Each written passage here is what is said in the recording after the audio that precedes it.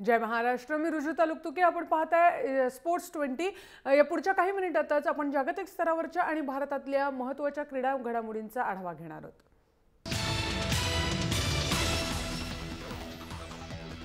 Zimbabwe दौऱ्यावर जाणाऱ्या भारतीय टीमचे कोच असतील संजय बांगर. सध्या रवी शास्त्री यांच्याबरोबर संजय बांगर बॅटिंग कोच म्हणून काम करत होते. रवी शास्त्री यांचा करार संपल्यानंतर आता बीसीसीआयने झिम्बाब्वे दौऱ्यापुरती नवीन कोचिंग टीम जाहीर केली आहे आणि यात अभय शर्मा हे फील्डिंग कोच असतील.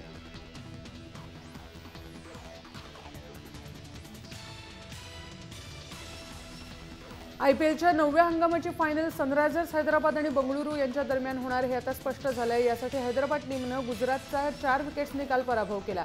162 रन्सचा पाठलाग करताना हैदराबादची सुरुवातही काही खास नव्हती, पण कॅप्टन डेव्हिड वॉर्नरनं 58 बॉलमध्ये 93 रन करत टीमला एकहाती विजय मिळवून दिला.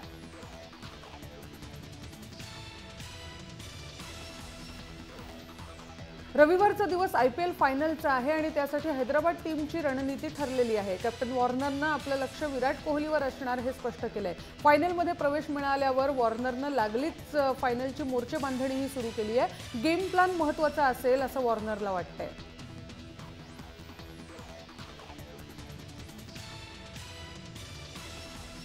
क्रिस गेल आपल्या बेछूट शेरेबाजीसाठी सध्या वादात सापडलाय. यावेळी प्रकरण जरा गंभीर आहे, कारण त्याच्या बंगळुरू टीम प्रशासनाला त्याचं वागणं खटकलंय. ऑस्ट्रेलियात त्याला $10,000चा दंड झाला होता, पण आयपीएलमध्ये त्याच्यावर बंदी आणावी असं म्हणणारा एक गट अस्तित्वात आहे.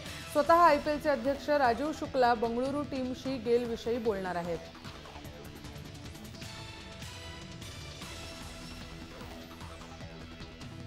दरम्यान इंग्लंडमध्ये सध्या दिवस रात्रीच्या टेस्ट मॅचची तयारी सुरू झाली आहे. 2017च्या हंगामात लॉर्ड्स किंवा एजबेस्टन इथं टेस्ट होऊ शकते. पुढच्या वर्षी ऑगस्टमध्ये वेस्ट इंडिजची टीम इंग्लंडचा दौरा करणार आहे आणि त्यातली एक टेस्ट ही दिवस रात्रीची असावी असा इंग्लंडचा प्रयत्न असेल.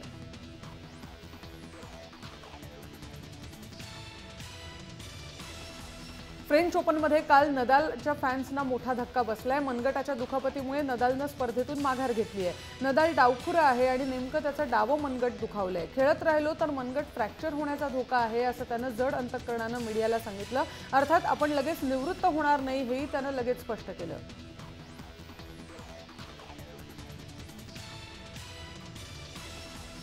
दुसरीकडे अँडी मरेची आगेकूच सुरू आहे. शेवटच्या 16 खेळाडूत स्थान मिळवताना त्यानं कालोविचचा 6-1, 6-4 आणि 7-6 असा पराभव केलाय. विशेष म्हणजे मॅचसाठी त्याला 2 तासांपेक्षाही कमी वेळ लागला. आता मरेची पुढची मॅच जॉन आयनरशी होणार आहे.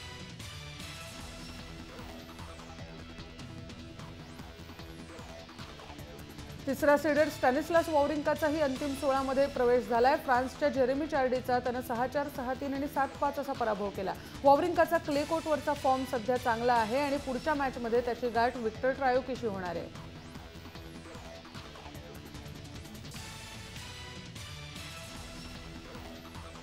महिलांमध्ये सीडेड खेळाडूंच्या पराभवाचा सिलसिला सुरूच आहे. 10वी सीडेड पेत्रा क्विटोवाचा आता नंबर लागलाय. 108व्या क्रमांकावर असलेल्या शेल्बी रॉजर्सनं तिला 6-0, 6-7 आणि 6-0 असं हरवलं.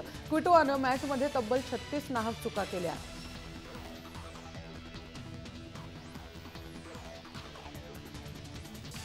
फ्रेंच ओपनमध्ये भारतीय आव्हान कायम आहे ते लिएंडर पेस आणि सानिया मिर्झाच्या रूपानं. सानिया आणि तिचे डबल्सची साथीदार मार्टिना हिंगिस यांनी तिसरी राऊंड गाठली आहे. जपानच्या जोडीचा त्यांनी 6-2 आणि 6-0 असा पराभव केला.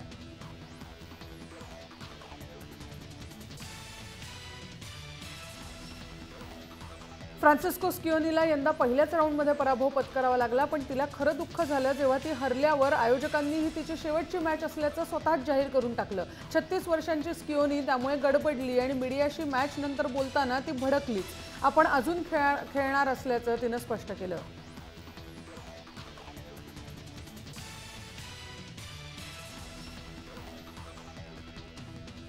रशियाच्या ऑलिम्पिक टीममध्ये मारिया शारापोवाचा समावेश आहे, पण 18 जुलैपर्यंत तिला डोपिंगसाठी क्लीन चिट मिळाली तरच तिला रशियाकडून खेळता येईल.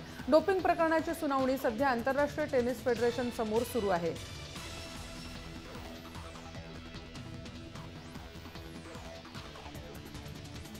फ्रान्समध्ये पुढच्याच महिन्यात युरो कप होतोय आणि दहशतवादी हल्ल्याच्या पार्श्वभूमीवर तिथे कडक सुरक्षा व्यवस्था ठेवण्यात आली आहे. 90,000 सुरक्षा रक्षक आणि पोलीस तैनात करण्यात येणार आहेत. पॅरिसवर झालेल्या दहशतवादी हल्ल्यानंतर शहरात सध्या 10,000 सैनिक तैनात आहेत.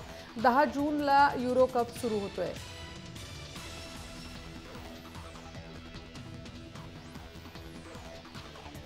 रिओ ऑलिम्पिकवर सध्या झिका व्हायरसचं सावट आहे. आंतरराष्ट्रीय स्तरावर काम करणाऱ्या 150 डॉक्टर तसंच शास्त्रज्ञांनी ऑलिम्पिक रद्द करावं नाहीतर निदान पुढे तरी ढकलावं यासाठी मोहीम उघडली आहे. डॉक्टरांनी त्यासाठी सह्या गोळा करायला सुरुवात केली आहे.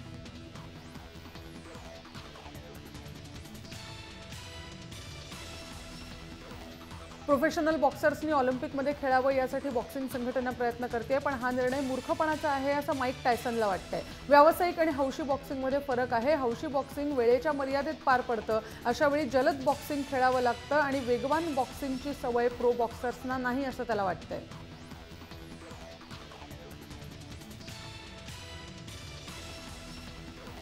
नरसिंग यादव हाच 74 किलो वजनी गटासाठी योग्य उमेदवार असल्याचं मत कुस्ती फेडरेशननं कोर्टासमोर मांडलंय. सुशील कुमार या मुद्द्यावर कोर्टात गेल्यामुळे फेडरेशनकडून कोर्टानं मत मागवलं होतं.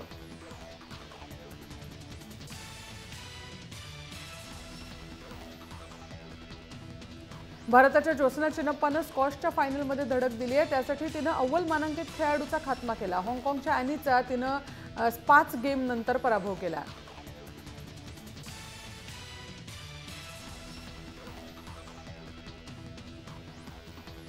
अर्जेंटिनाच्या टीमनं मैत्रीपूर्ण लढतीत होंडारुसचा 1-0 असा पराभव केला, पण विजयापेक्षा अर्जेंटिनाची टीम लायनल मेसीच्या दुखापतीमुळे सध्या दुःखी आहे. मॅच दरम्यान मेसीच्या पाठीला दुखापत झाली आणि त्याला बाहेर जावं लागलं आणि दुखापत गंभीर असल्याचा अंदाज आहे. त्यामुळे अर्जेंटिनाच्या कोपा अमेरिका मोहिमेला धक्का बसलाय.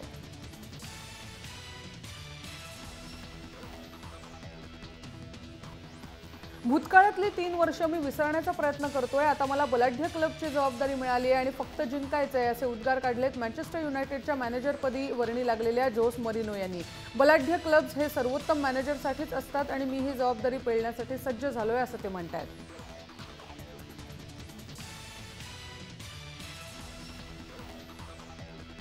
गॉल्फचा बादशाह टायगर वुड्स पुढच्या आठवड्यात होणाऱ्या मेमोरियल स्पर्धेत खेळत नाहीये, त्यामुळे त्याचा कमबॅक पुढे गेलाय. वुड्स पुन्हा खेळायला उत्सुक आहेत. सरावही त्यानं सुरू केलाय, पण मेमोरियल स्पर्धेत ठरल्याप्रमाणे तो खेळणार नाहीये आणि त्यामुळे आता तो नक्की परतणार कधी याविषयी चर्चा सुरू झाली आहे.